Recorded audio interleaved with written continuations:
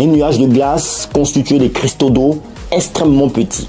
Elle se forme quand l'humidité présente dans l'air se condense à cause de la différence de température entre l'air chaud et l'air froid.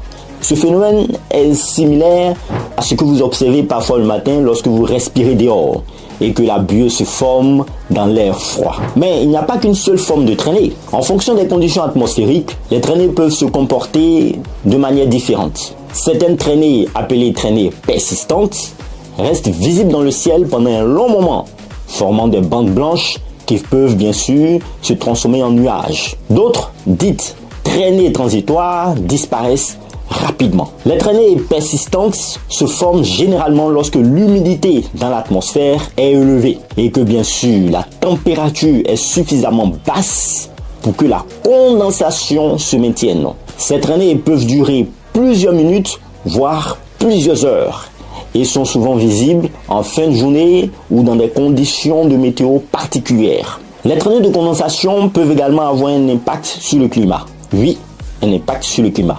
Les traînées persistantes contribuent à l'effet de serre et en piégeant la chaleur dans l'atmosphère, ce qui peut modifier les conditions locales, conditions climatiques locales bien sûr. Ces nuages artificiels formés par les traînées peuvent empêcher la chaleur de s'échapper la nuit